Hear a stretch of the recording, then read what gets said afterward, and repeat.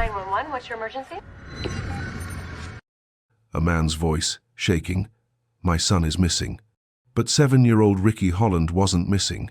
He was already dead, killed by the woman who was supposed to protect him. His body lay hidden in a wetland, placed there by his father at his mother's command. For months, volunteers searched. Candlelight vigils were held, prayers were offered, and all the while, Lisa Holland knew exactly where her son was. This is just one story, one mother, one state. How does a mother, the person society trusts above all others, become a monster? And how do 10 of them end up in one state over the span of 25 years? From 2000 to 2025, Michigan witnessed a series of cases so disturbing they forced the nation to confront uncomfortable truths about parental responsibility, systemic failure, and the darkest corners of human behavior. These aren't just stories of crime, they're warnings. They're lessons in what happens when red flags are ignored, when systems break down, and when evil hides behind the word mother. Before we dive in, let me know, where are you watching from tonight? Drop your state or country in the comments. And if you're ready for a deep dive into true crime that doesn't hold back, hit that subscribe button, because what you're about to hear will stay with you long after this video ends. Tonight, we're covering 10 cases, 10 mothers, 10 failures of humanity. We'll move through stories of fatal neglect, torture, murder, systemic collapse, and legal precedents that change the way America views parental accountability. Some of these names you may know. Others have been buried by time, but every single one deserves to be remembered, not to glorify the perpetrators, but to honor the victims and demand better from the systems meant to protect them. These cases span a quarter century. They cross county lines, from Detroit to Kent County, from Pontiac to Oakland County. They involve children of all ages, from infants to teenagers, and they all share one devastating commonality: they were preventable. Let's begin. Case 1. Tatiana Fusari. When paramedics arrived at the home in Kent County, Michigan, in August of 2018, they thought the infant was a newborn, tiny, fragile, barely there. She wasn't a newborn. Mary Welch was 9 months old, and she weighed 8 pounds. To put that in perspective, the average 9-month-old weighs around 18 to 20 pounds. Mary weighed less than half that. Her body had been starving for months.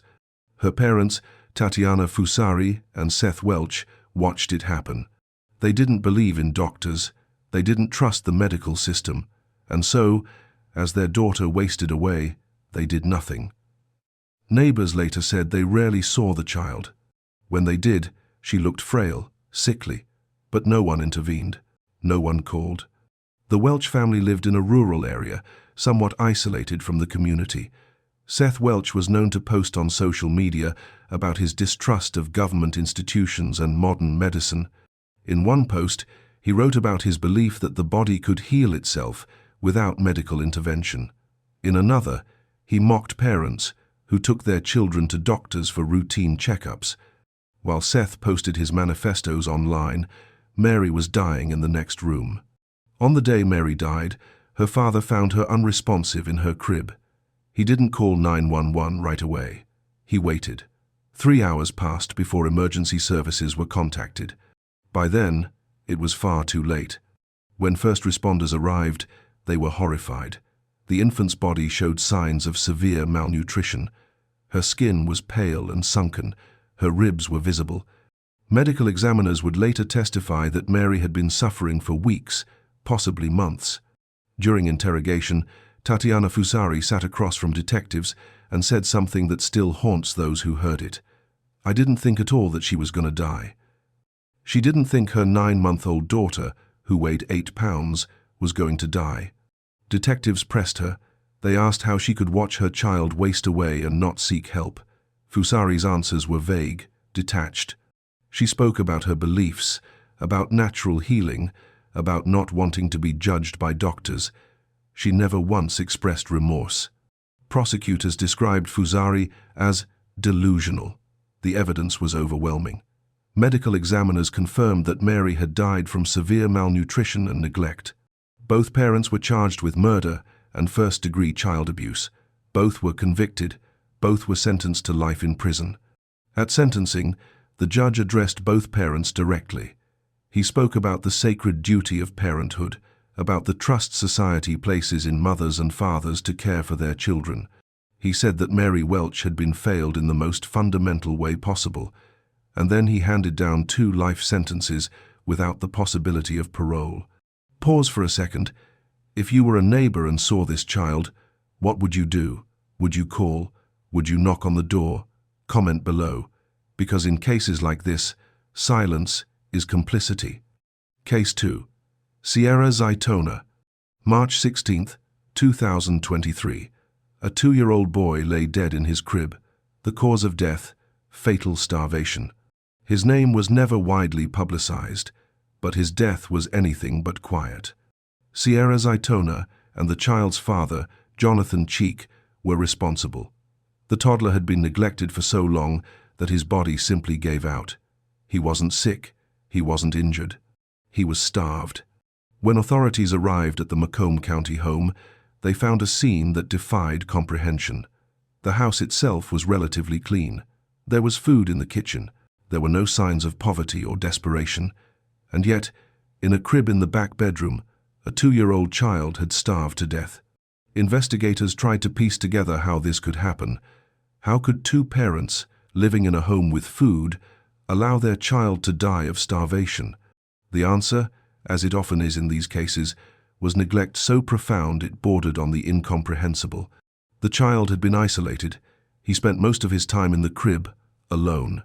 While his parents went about their daily lives, he lay in that room, crying, weakening, dying, and no one came.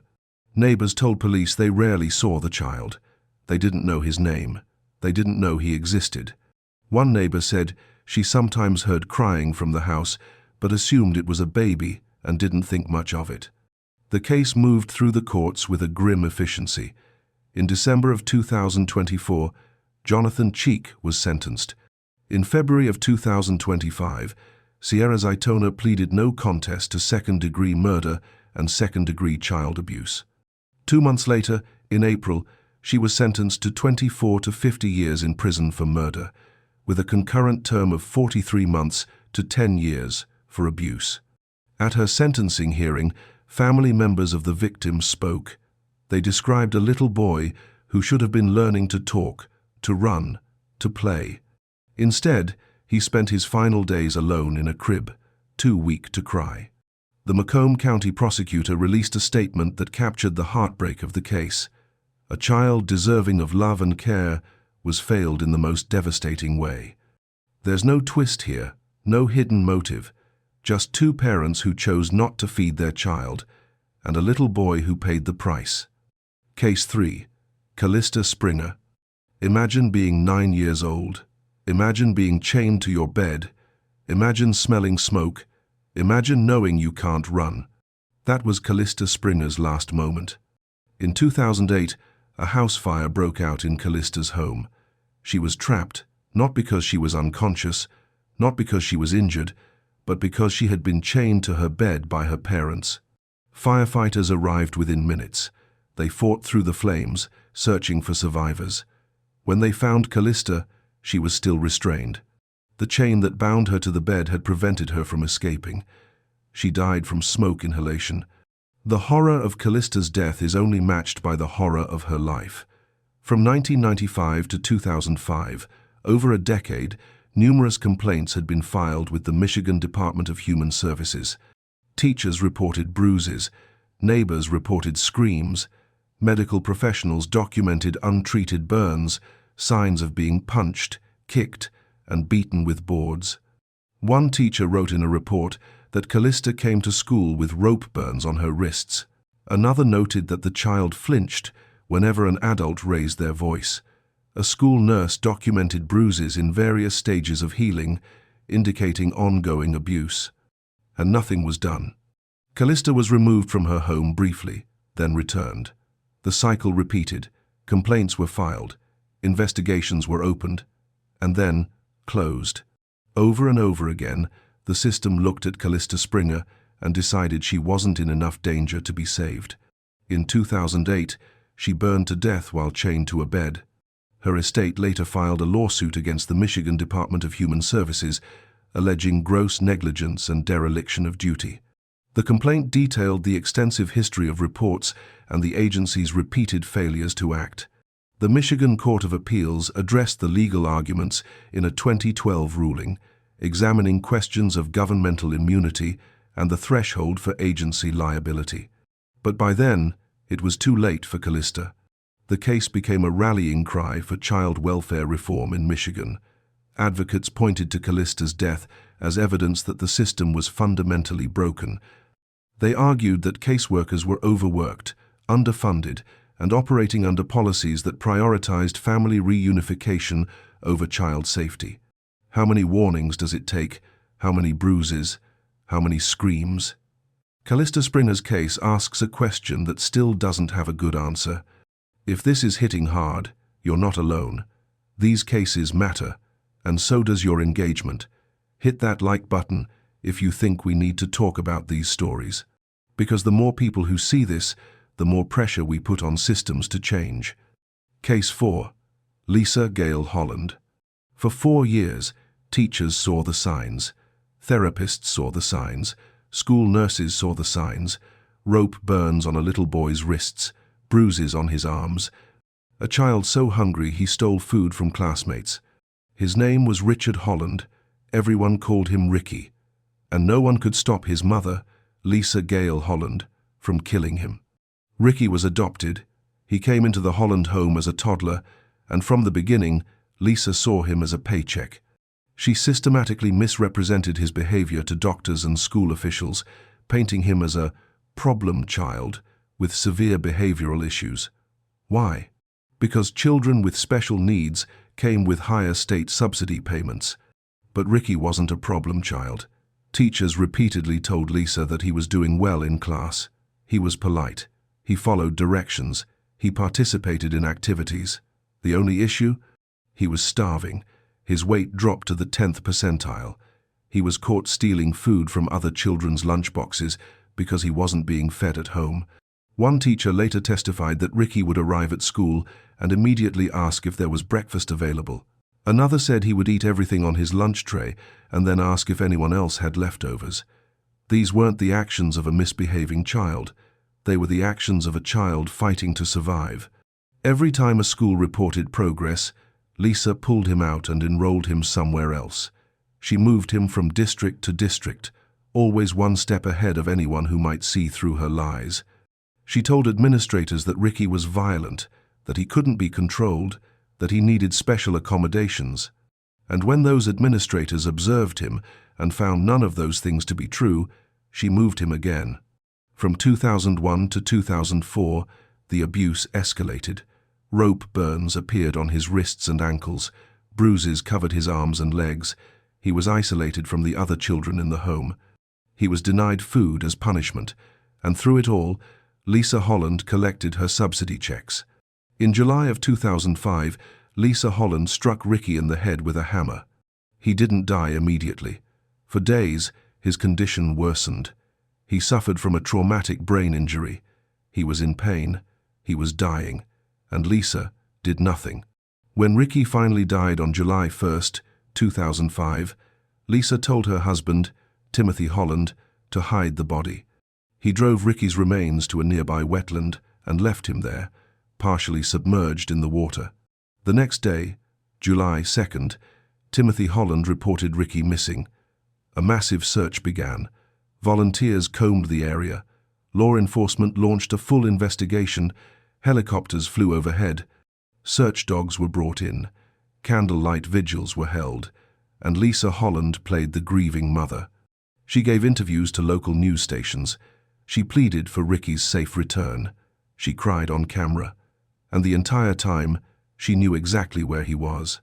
For months, the search continued. The community rallied around the Holland family. Donations poured in. Volunteers gave up their weekends to search the woods and fields. And Lisa Holland accepted their sympathy with a straight face. Then, in January of 2006, the truth began to unravel. On January 26th, Lisa told detectives she believed her husband had killed Ricky. She said she suspected him but had been too afraid to come forward. She painted herself as a victim. The next day, January 27th, Timothy Holland confessed. He told investigators everything. He admitted to hiding the body. He admitted to lying about Ricky being missing. And he implicated Lisa as the one who had killed him. He led police to the wetland where Ricky's remains had been hidden for 6 months. Lisa Holland was arrested and charged with open murder and first-degree child abuse. Her trial lasted 29 days. Prosecutors presented evidence of years of abuse. They called teachers, therapists, and school officials to testify about the warning signs they had reported. They discussed Munchausen syndrome by proxy, a condition where a caregiver fabricates or induces illness in a child for attention or financial gain. While in jail awaiting trial, Lisa reportedly confessed to inmates that she had hit Ricky with a hammer. Those inmates testified at her trial. On October 27, 2006, a jury found her guilty of first-degree felony murder and first-degree child abuse. She was sentenced to life in prison without the possibility of parole. Her appeals were denied by the Michigan Court of Appeals in 2008 and by the Michigan Supreme Court shortly after. Timothy Holland pleaded guilty to second-degree murder and testified against his wife as part of a plea agreement. The Holland case became one of the most notorious child abuse cases in Michigan history. It exposed the vulnerabilities in the child welfare system and the ease with which a manipulative parent can exploit those vulnerabilities. It also highlighted the courage of the teachers and school officials who refused to stop reporting, even when their concerns seemed to go nowhere. What's the weather like where you are? It's cold here, fitting for a case this dark. Case 5. Michelle Blair. March 24, 2015. Court officers arrived at a Detroit apartment to serve an eviction notice. The tenant, Michelle Blair, wasn't home. The officers entered to assess the property. In the living room, they found a deep freezer. They opened it. Inside were the frozen bodies of 13-year-old Stoney Blair and 9-year-old Stephen Berry Jr. The officers immediately called Detroit police. What followed was one of the most horrific child abuse cases in Michigan history. Michelle Blair had tortured her children for years. Surviving siblings told investigators about beatings with belts and extension cords. They described being scalded with hot water. They talked about starvation, about being locked in closets, about watching their brother and sister die. One surviving child told detectives that Michelle would force them to stand in stress positions for hours. If they moved, they were beaten. Another described being burned with a hot iron as punishment for minor infractions. The children lived in constant terror. Stephen Berry Jr. was killed in August of 2012. He was 9 years old.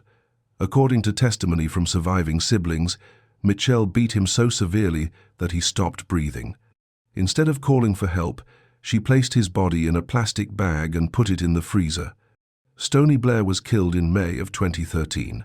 She was 13. Surviving children said Michelle accused Stoney of stealing food. She beat her with an extension cord, then forced her into a scalding hot bath. Stoney died from her injuries. Michelle made one of the surviving children help her place Stoney's body in the freezer next to Stephen's. After each murder, Michelle Blair continued living in the apartment as if nothing had happened. She collected benefits for all 4 children, including the 2 who were dead.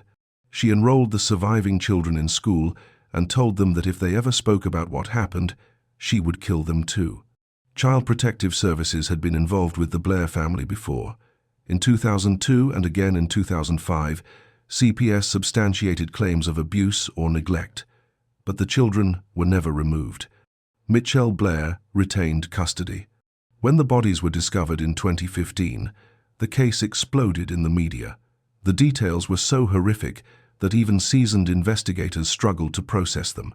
Detroit Police Chief James Craig held a press conference and called it one of the worst cases he had ever seen.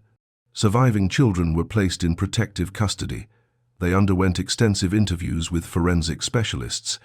Their testimony painted a picture of a household ruled by fear, violence, and sadism. Michelle Blair was charged with felony murder, first-degree premeditated murder, torture, and first-degree child abuse. She pleaded guilty to 2 counts of murder. In July of 2015, she was sentenced to life in prison without the possibility of parole. At her sentencing, she showed no remorse. She looked at the judge and said, "I did it. I don't feel no remorse for the death of them demons." The courtroom fell silent. Even the judge seemed momentarily stunned. Michelle Blair had just referred to her own children she had tortured and murdered, as demons. The judge responded by telling her that she was the only demon in the courtroom. He said that her actions were beyond comprehension and that she would spend the rest of her life in prison, where she belonged. Take the decision to pile the bodies on top of each other. Where was she gonna go? How did you conceivably sleep at night? I slept well. Of course, at first I cried. It was up because I had to let go of all of that. I didn't tell her to lift the body. Can you imagine? You're talking about you want to talk about your surviving children though, Michelle? You did never consider turning yourself in? If my son told me that he did not want me to go after what happened with Stephen, after I killed son, do you really think I was about to turn myself in because of her? Hell no. No. No. And you feel no remorse for that? I would kill him again. No remorse, no humanity, just evil. Case 6, Azuradi, France. June of 2022. Detroit police received a tip. They arrived at a home and opened a freezer. Inside, the body of 3-year-old Chase Allen. Azuradi, France, Chase's mother, had a documented history with Child Protective Services. In November of 2018, when Chase was just 2 months old, he was found malnourished with a black eye and other injuries. The home was infested with rats. There was no food. The conditions were described by investigators as uninhabitable. Chase was removed from France's custody and placed in foster care for 2 years. During that time, he thrived. His foster parents said he was a happy, energetic child. He gained weight. He hit developmental milestones. He smiled. In January of 2021, Chase was returned to his mother. The decision was made by Child Protective Services as part of a reunification plan. Within weeks, CPS was called again. Chase had suffered 2nd and 3rd degree burns. France claimed it was an accident, that he had pulled a pot of hot water off the stove. But the pattern of the burns suggested otherwise. Medical professionals who examined Chase said the injuries were consistent with intentional scalding. Despite the severity of the injuries, the children were not removed from the home. CPS opened an investigation, but ultimately decided that France was making progress and that the family should remain together. In September of 2021, France admitted to excessively spanking Chase. He was found with another black eye and bruised ribs. A caseworker visited the home and documented the injuries. Still, CPS did not remove him. In October of 2021, the CPS investigation was closed. According to a lawsuit filed by Chase's father, there were obvious signs of abuse and neglect that were ignored. The caseworker assigned to the family wrote in her report that France was cooperative and that the home was safe. Sometime between March and April of 2022, Chase Allen died. His mother placed his body in a freezer. In June, police discovered him. The autopsy revealed that Chase had died from blunt force trauma. His body showed signs of prolonged abuse. He had old fractures that had healed improperly. He had scars. He had been beaten, starved, and tortured. Azuradi, France was charged with 2nd-degree murder. She was convicted and sentenced to 35 to 60 years in prison. Chase's father filed a lawsuit against the Michigan Department of Health and Human Services. The lawsuit alleged that CPS knew he was in danger and failed to protect him. It detailed every report, every visit, every warning sign that was ignored. It asked how a child could be removed from a home, placed in foster care, returned to his abuser, and then killed all while under the supervision of the state. Every adult failed Chasey, every single one. The teachers who saw the bruises, the caseworkers who closed the file, the system that sent him back, and the mother who killed him. Case 7. Tina Harbert. Tina Harbert never laid a hand on her children. But in Michigan, that didn't matter. In September of 2015, police in Michigan received a report about serious injuries on one of the Harbert children. When investigators arrived, they found that both children in the home had been abused. The injuries were severe: broken bones, bruises in various stages of healing, burns. The children were removed immediately. The person responsible for the abuse was James Harbert, Tina's husband. He was the one who beat them. He was the one who caused the injuries. But Tina Harbert was charged too. Why? Because she didn't stop him. Michigan law recognizes a concept called failure to protect. It means that if you are a parent and you know your child is being abused, you have a legal duty to intervene. If you don't, you can be charged with child abuse yourself, even if you never touched the child. During the investigation, it became clear that Tina Harbert knew about the abuse. She had seen the bruises. She had heard the children crying. She had witnessed her husband's violence. And she had done nothing. Prosecutors argued that Tina had multiple opportunities to protect her children. She could have called the police. She could have taken the children and left. She could have reported the abuse to a teacher, a doctor, a family member, but she didn't. Tina Harbert was charged with first-degree child abuse.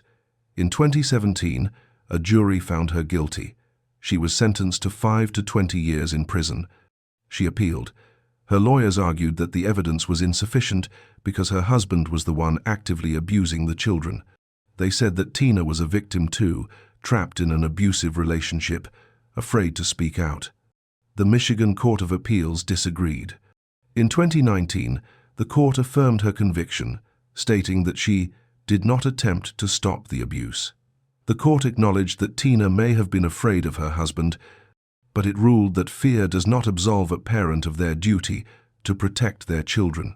James Harbert pleaded guilty to several charges of first-degree child abuse. He was sentenced to 20 to 40 years in prison. The Tina Harbert case set a clear precedent in Michigan. Passivity is culpability. If you see abuse and do nothing, you are guilty too. The case sparked intense debate.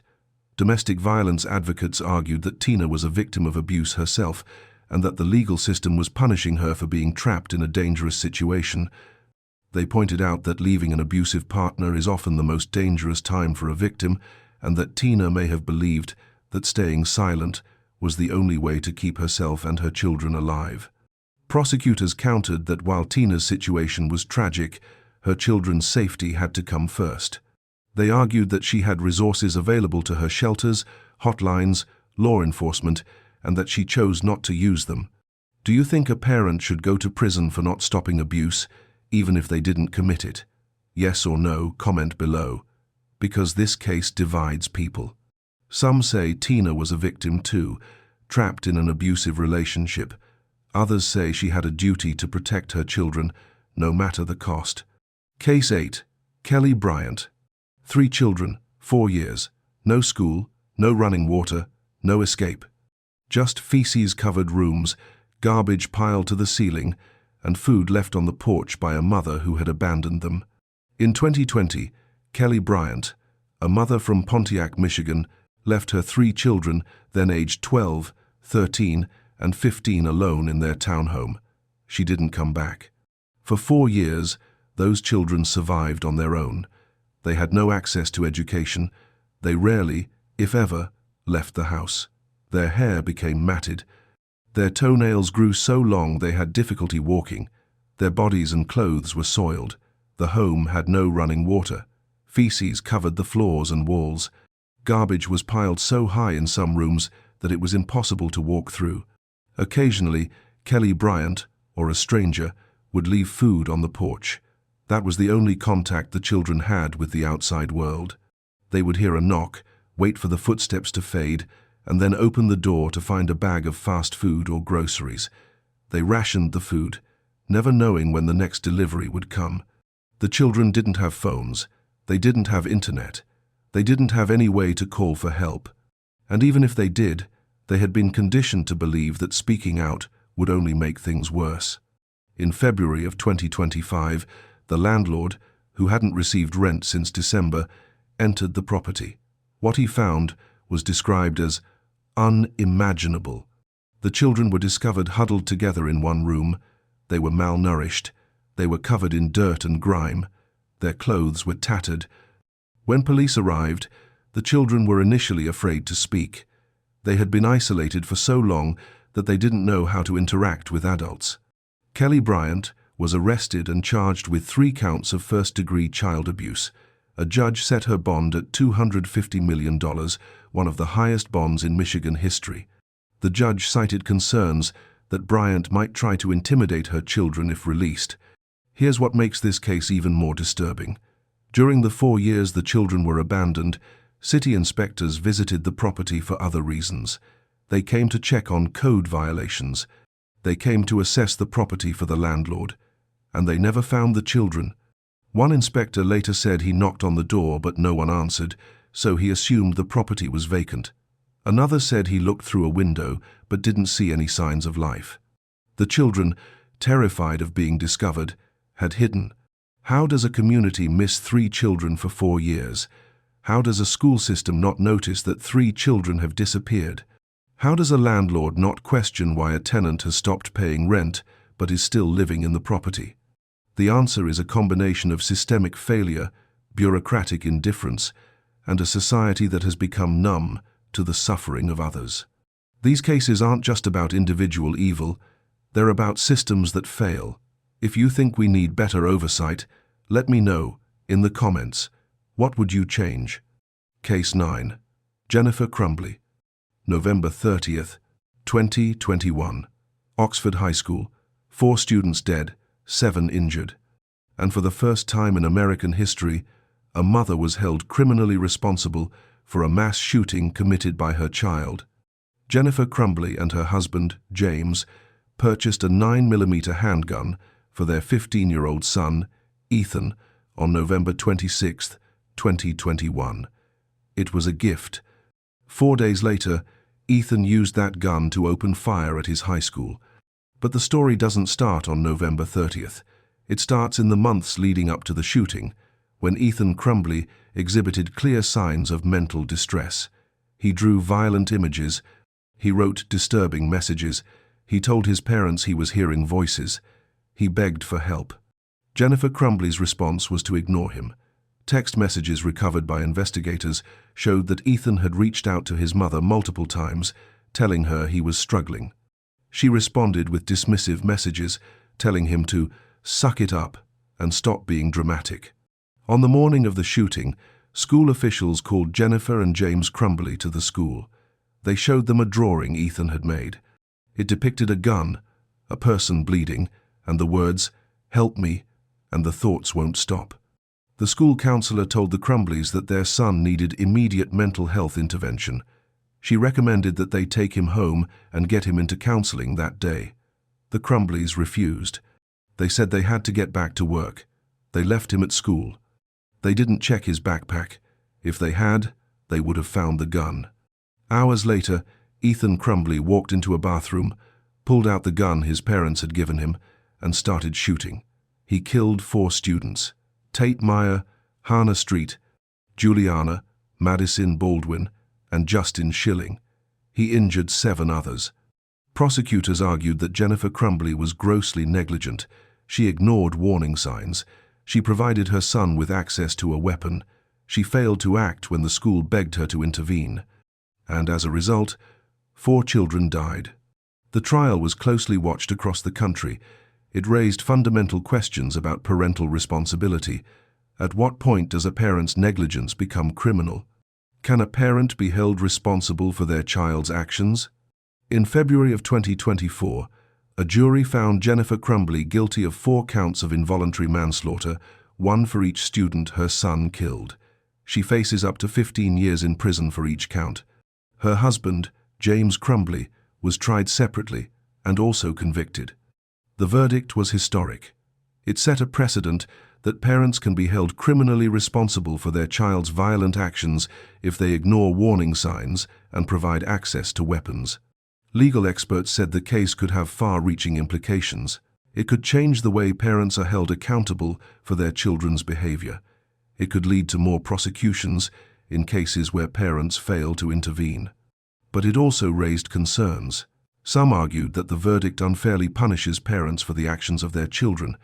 They said that while Jennifer Crumbley may have been negligent, she didn't pull the trigger. They worried that the precedent could lead to a slippery slope where parents are held responsible for any crime their child commits. Others argued that the verdict was long overdue. They said that parents have a responsibility to recognize when their child is in crisis and to take action. They said that Jennifer Crumbley had every opportunity to prevent the shooting and chose not to. Should parents be held criminally responsible for their child's actions? This verdict says yes. What do you think? Drop your answer in the comments. Case 10. Chelsea Duperon, March 13, 2024. A Wayne, Michigan mother claimed her 8-year-old daughter was possessed by bad spirits. 3 days later, Lila Cassell was dead. Chelsea Duperon, 30 years old, was charged with felony murder and first-degree child abuse in connection to her daughter's death. The case shocked even veteran investigators who had seen decades of child abuse cases. According to police and the Wayne County Prosecutor's Office, Duperon allegedly caused multiple injuries to Lila's head and neck inside a home in the 35,200 block of Phyllis Street. But instead of calling for help, she left her daughter to die. Nobody called 911 until Saturday, March 16th, when Lila was already dead. The massive amount of swelling to her head and her face, she was completely unrecognizable, said Wayne County Assistant Prosecuting Attorney Erin Wilmoth.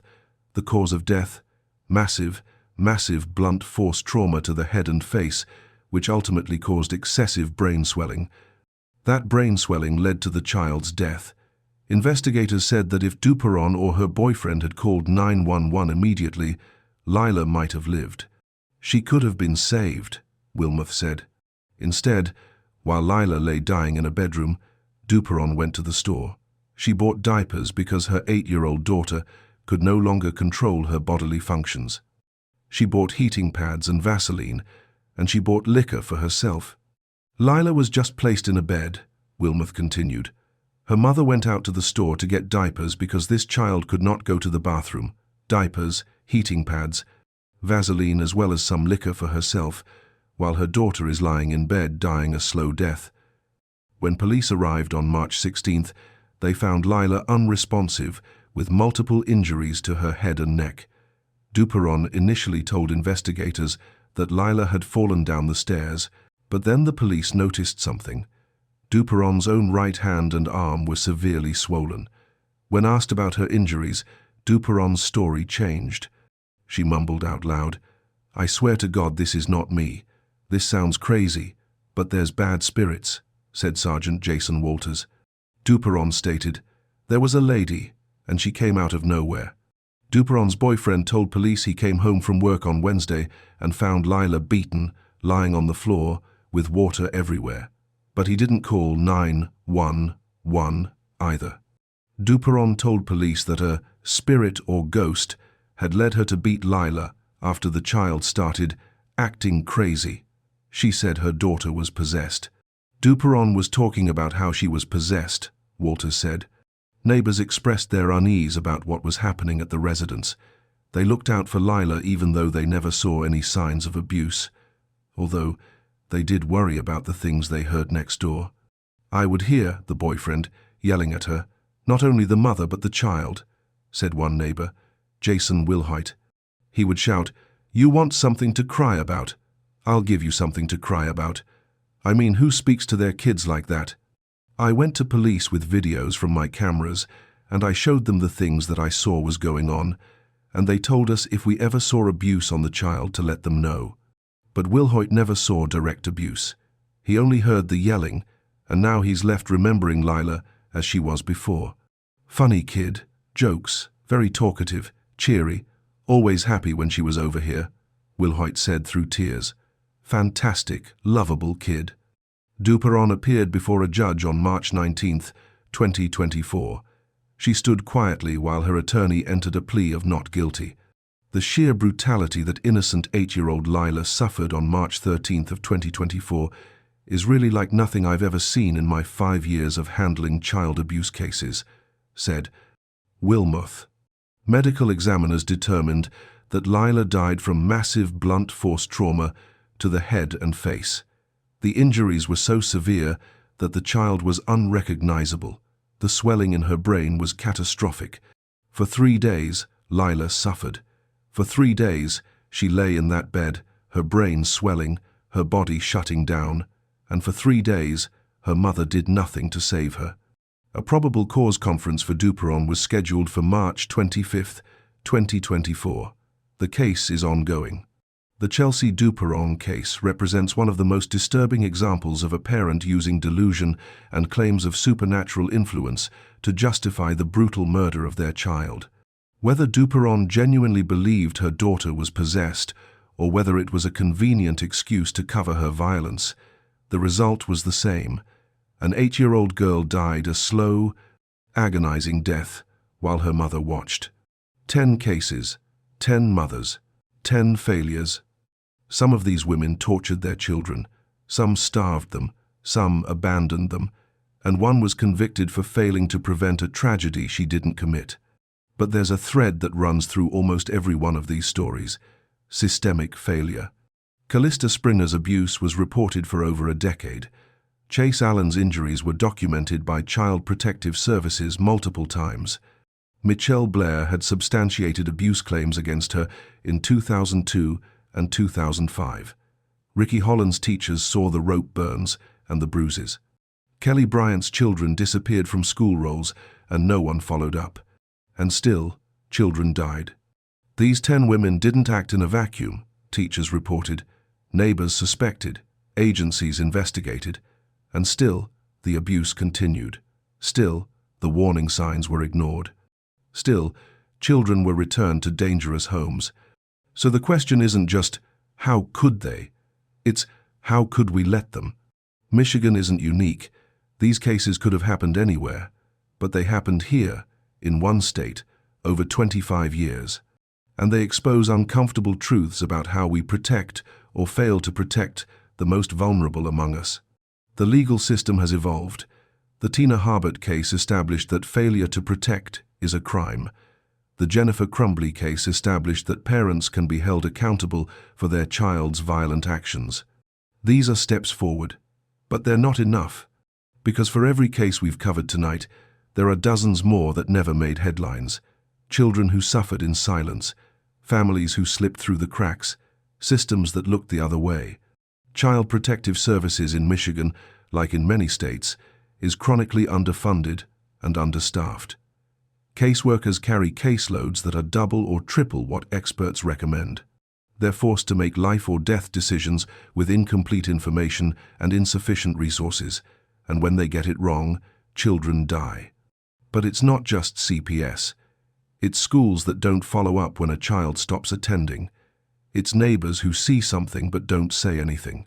It's doctors who note injuries but don't report them. It's a society that has become so desensitized to suffering that we scroll past stories like these without a second thought. These 10 cases are a call to action. They're a reminder that child protection is everyone's responsibility. If you're a teacher and you see signs of abuse, report it. If you're a neighbor and something doesn't feel right, call someone. If you're a caseworker and you're overwhelmed, speak up, demand more resources, demand better training, demand accountability. And if you're a parent, love your children, protect them, cherish them, because they didn't ask to be born, they didn't ask to be placed in your care, but they deserve your best. Which case shocked you the most? And what do you think needs to change to prevent the next one? Let's talk in the comments, because these conversations matter. Your voice matters. What time is it where you're watching? It's late here. These stories are heavy, but they're important, and I'm grateful you stayed with me through all of them. If you made it this far, you're part of a community that refuses to look away. Subscribe to Cold Read Crimes for more stories that uncover the truth, because these victims deserve to be remembered, and these failures deserve to be exposed. Share this video with someone who needs to see it. Let's start a conversation. Let's demand better. Stay safe out there, and if you see something, say something. It might save a life.